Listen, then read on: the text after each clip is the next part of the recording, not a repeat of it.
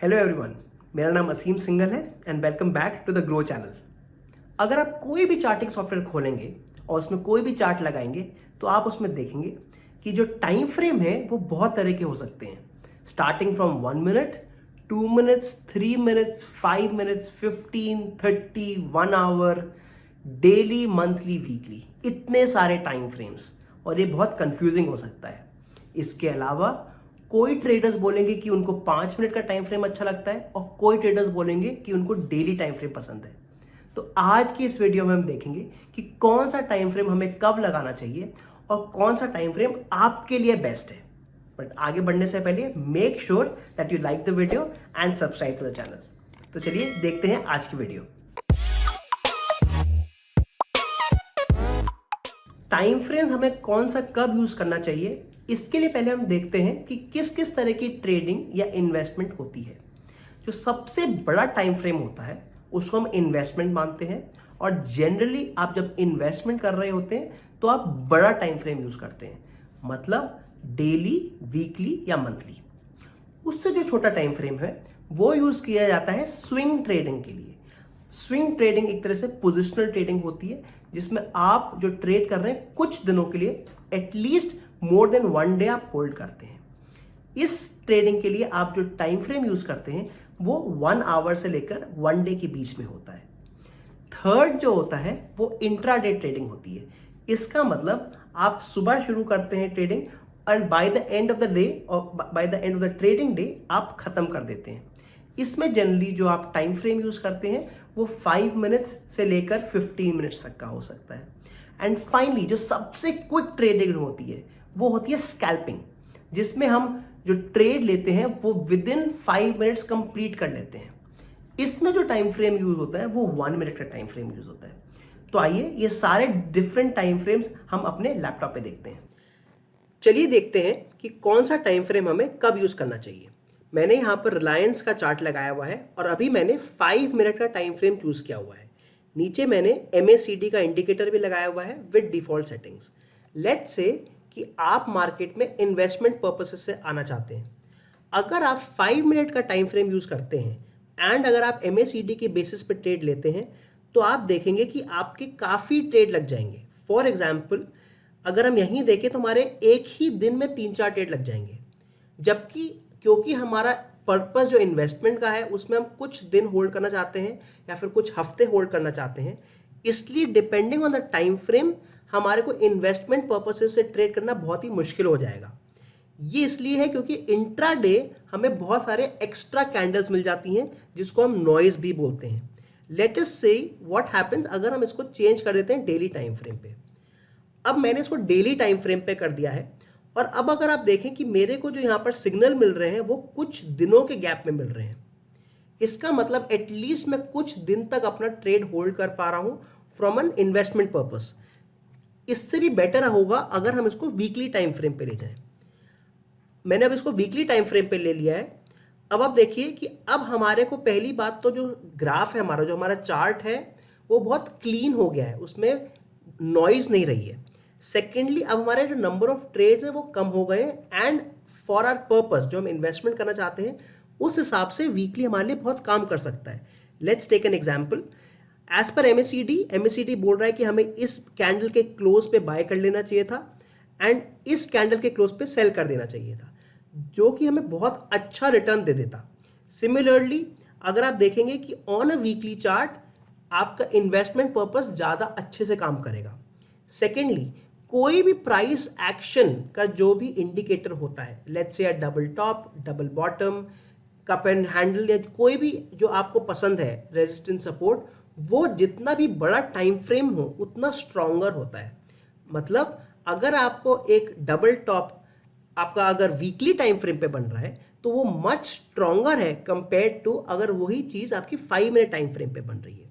So from that angle also अगर आप investment purpose से करना चाह रहे हैं तो मेरे हिसाब से आपको जो ट्रेडिंग करनी चाहिए वो वीकली या मंथली टाइम फ्रेम पे करनी चाहिए। अब हम नेक्स्ट बात करेंगे उन ट्रेडर्स की जो स्विंग ट्रेडिंग करना चाहते हैं। तो मैं यहाँ से MACD हटा देता हूँ। ऑब्वियसली हम अगर स्विंग ट्रेडिंग कर रहे हैं मतलब हम कुछ दिनों के लिए अपना ट्रेड को होल्ड करना चाहते हैं, तो इसका मतलब हम वीकली टाइम फ्रेम तो यूज़ नहीं कर सकते, हमें छोटा टाइम फ्रेम यूज़ करना पड़ेगा। If we do something like 1 hour, तो आप देखेंगे कि 1 आवर में आपको अच्छे स्विंग्स मिल जाते हैं। दैट मीन्स आपको swing high and swing low अच्छे से मिल जाते हैं। Let's take an example. अगर हम स्विंग ट्रेडिंग कर रहे हैं तो हमारे को यहाँ पे इनिशियली एक स्विंग लो मिल जाएगा, फिर ऊपर एक स्विंग हाई मिल जाएगा, फिर एक स्विंग लो मिल जाएगा, फिर एक स्विंग हाई, फिर एक स्विंग लो। मतलब आप देखेंगे कि 1 आवर टाइम फ्रेम पे आपको काफ़ी clear swing highs and swing low मिल सकते हैं। एंड यूजिंग डाउ थ्योरी आप अच्छे से कोई भी राइट को ट्रेंड कर पाएंगे।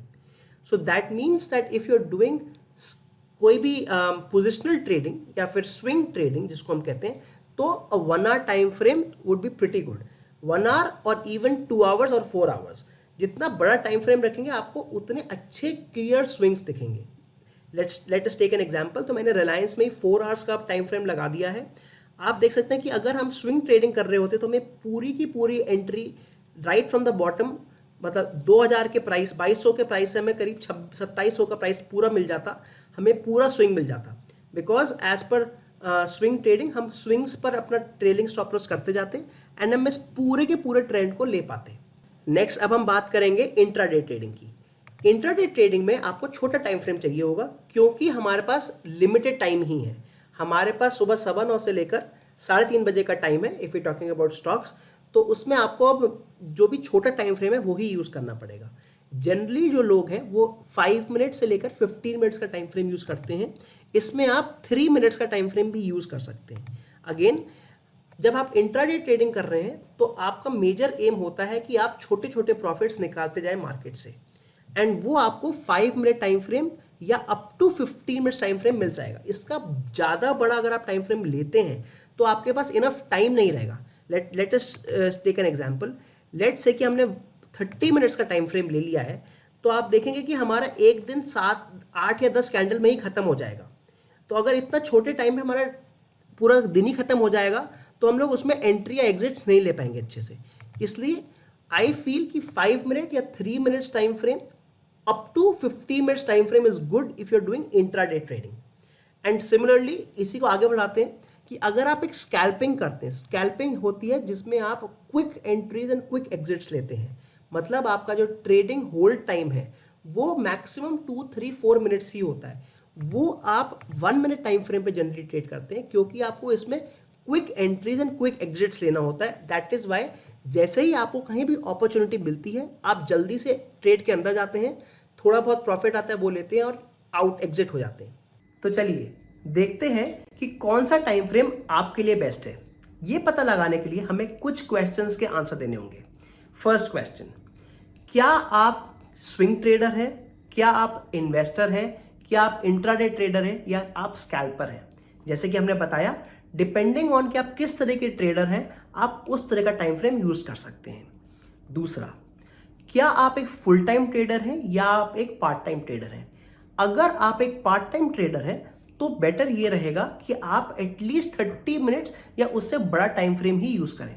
बिकॉज अगर आप उससे छोटा टाइम फ्रेम यूज करेंगे, फॉर एग्जाम्पल 5 मिनट्स, तो हो सकता है कि आपके काफी ट्रेड मिस हो जाए या आपके एग्जिट्स मिस हो जाए। तीसरा, आपको अपनी पर्सनैलिटी भी देखनी पड़ेगी डिपेंडिंग ऑन व्हाट, कि आपको किस तरह से ट्रेड लेना पसंद है। क्या आप लंबा टाइम फ्रेम अगर आप लेते हैं, for example half an hour या 1 आवर, क्या आप उसमें ट्रेड लेकर बोर हो जाते हैं कि ट्रेड बहुत देर बाद आता है। ऑन द अदर हैंड, अगर आप एक छोटा टाइम फ्रेम लेते हैं, फॉर एग्जांपल 5 मिनट्स, क्या आपके पास बहुत ज़्यादा ट्रेड आते हैं एंड क्या आपका उससे कॉन्फिडेंस लूज हो जाता है। तो आपको ये भी देखना पड़ेगा। एंड चौथा, क्या आप क्विक ट्रेड्स ले सकते हैं।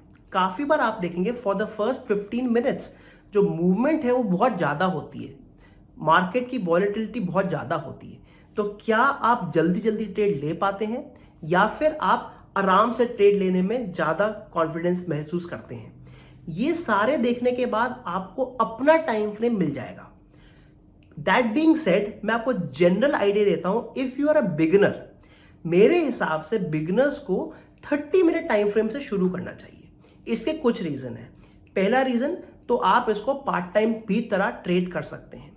दूसरा रीजन, आपको इनफ टाइम मिलता है जब आप स्टार्ट कर रहे हैं कि अगर आप थोड़ा बहुत गलती भी हो गई कोई ट्रेड में तो आप वापस उसमें एंट्री या एग्जिट ले सकते हैं। तीसरी चीज, आपके पास आधा घंटा होगा जब वो आपकी कैंडल कंप्लीट हो रही होगी। इसमें आपको इनफ टाइम मिल जाएगा टू फिगर आउट कि आपका अलग अलग इंडिकेटर्स आपको क्या इंडिकेट कर रहे हैं। आप इसमें कोई भी प्राइस एक्शन या फिर कोई भी इंडिकेटर देखकर देख सकते हैं कि मार्केट आपके हिसाब से ऊपर जाएगा या नीचे। और चौथा, जब आप स्विंग ट्रेडिंग लेते हैं तो जो आपका स्टॉप लॉस है एंड जो आपका टारगेट है वो काफी दूर होता है। मतलब कम से कम उसमें आधा घंटा मिनिमम लगता है या फिर ज्यादा भी लग सकता है। तो अगेन जब आपका टारगेट या स्टॉप लॉस आ रहा होगा तो आप इजीली वो ट्रेड ले पाएंगे। तो आज के लिए बस इतना ही।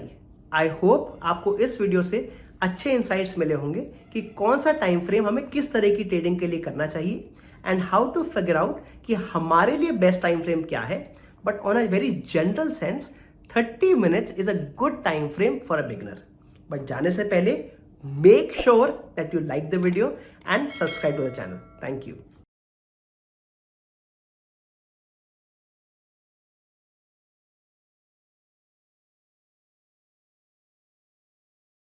Investment in securities market are subject to market risks. Read all the related documents carefully before investing. Please read the risk disclosure documents carefully before investing in equity shares, derivatives, mutual fund, and or other instruments traded on the stock exchanges.